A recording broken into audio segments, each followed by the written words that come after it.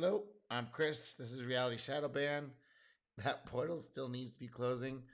I'm slightly losing my voice, but I wanted to do this video today about these large collider projects that they always say they're going to be finding out the fundamental nature of reality and all these things they've been saying for a long time. And it's gotten to the point where they're so exaggerated and super sci-fi that reasonable, level-headed uh, physicists are saying like, "Hey, guys, maybe there's something fundamentally wrong with your approach."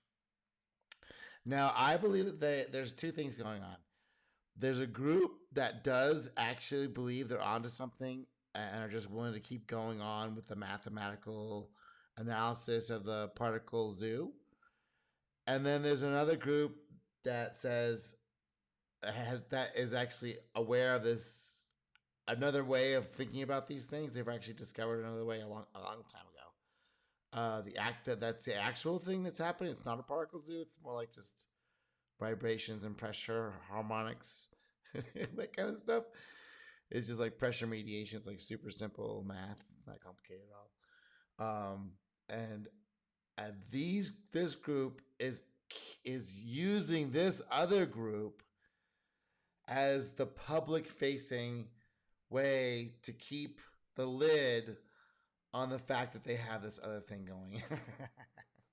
That's my theory right now, because this guy's like, hey, I'm just kind of looking through all this stuff and there's obvious holes. And when he brings it up, he gets destroyed. Not just reason with. They hate this guy, so he's onto something. I will talk about another video that should justify the expense of tens of billions of dollars for a new particle collider, and it is directed at the general public. That means for you, the taxpayer, because everyone in the world should know how important for your life this new particle collider is. Fair use. By the way, go over to Unzickers, Real Physics, give them a subscribe and like I have. And so far, by the end of 2022, it has attracted the interest of some 500 people, and I think indeed more people should watch it, because everyone should know what kind of embarrassing nonsense these people tell you to justify their expenses. And I just took the most blatant examples. Now you can check the original. It was offline for 2 months, but now it's online again. And yeah, get informed how your money as a taxpayer is spent for science.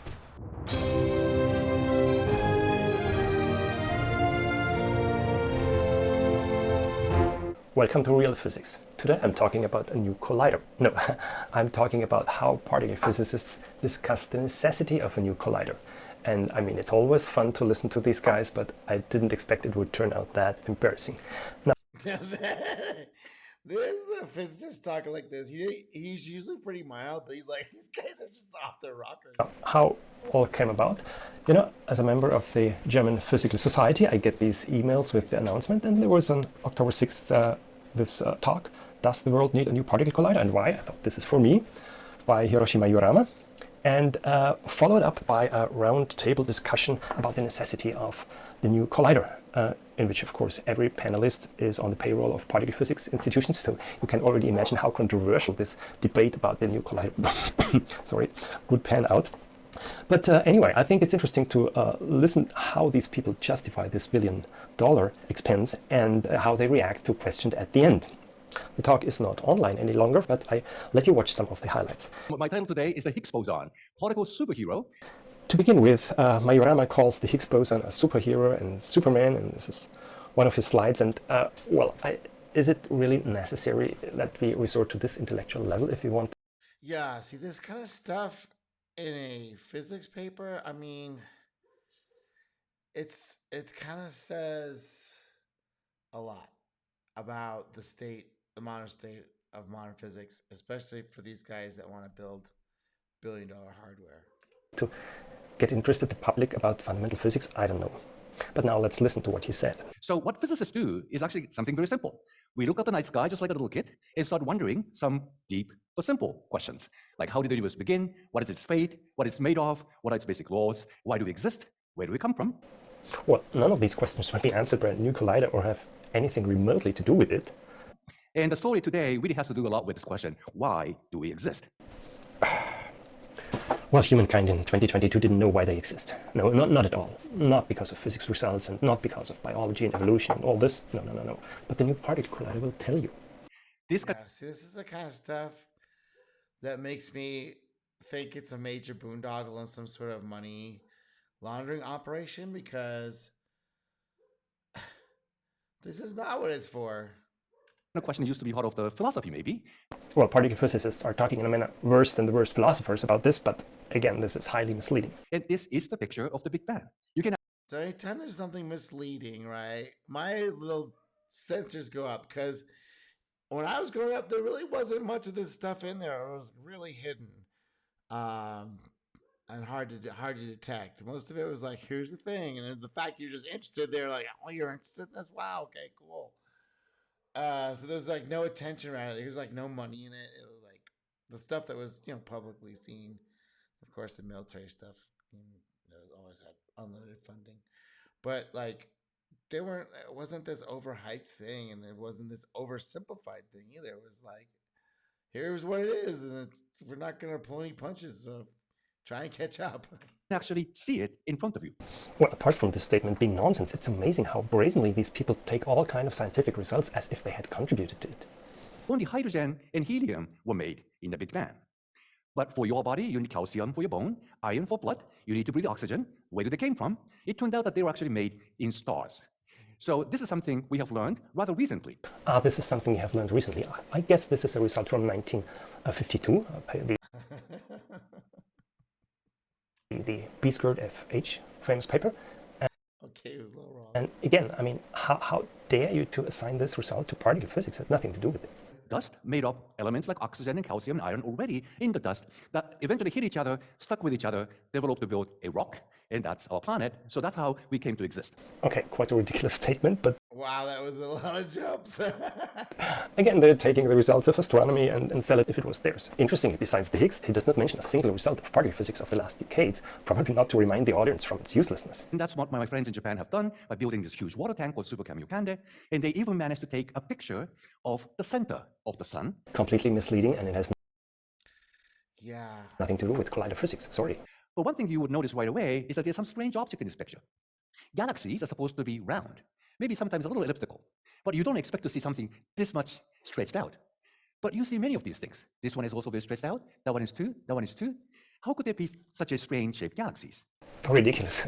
They grab a picture of the James Webb Telescope, which is a real good science enterprise, and talk about gravitational lensing. I mean, gravitational lensing was discovered in 1979. It was confirmed in 79. I think Einstein, yeah, he did stuff, his calculations unpublished in 1912, and he got it from somebody else. So what? That answers the question of our existence? Are you kidding me? The universe became cold enough that the Higgs boson froze into empty space. So it's all right here, packed very densely. And what's going on here is that when weak force wants to act on somebody, then it gets so much disturbed by this Higgs boson stuck in the universe today, and that's why it can't go very far.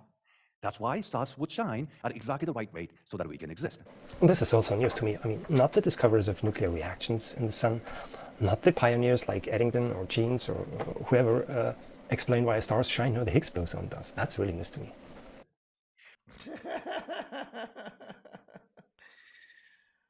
There's a lot of head faking going on. What it also means, though, is that the particles like electron also don't go very far because they are disturbed by the Higgs boson as well, which is a good thing. Because if this Higgs boson is not there, what happens is that electrons inside any atoms will start moving with the speed of light and instantly disappear. And you can see I'm old enough to have a picture with Einstein in color, which is hard to believe, but anyway. And so what happens here That's a robot. That if he doesn't understand, that's a robot. is that That was actually stolen and lost. It's like somebody has it somewhere. Last I checked. we all evaporate in a nanosecond, too. You would get evaporated in a nanosecond, yes, of course. I mean, this is complete fantasy, but he talks to you as if the LHC had saved personally you from annihilation. Yeah? And the superhero Higgs boson did all this. I mean, what it actually did, it saved particle physics from getting their funding cut. So There it is. That's it. That's the line I wanted you to get to. This is all about funding and people's careers and money and stuff. It's not only career, but money. More about money and prestige, and how bigger it is, and having their name on the thing. So yeah, that is the modern epicycle physics, which maybe I'll do another one on, but this is all part of this silliness that's never gonna do anything because I think they've already discovered this stuff that lets them travel to the stars and have unlimited energy from the quantum foam. All right, till next time, I'm Chris.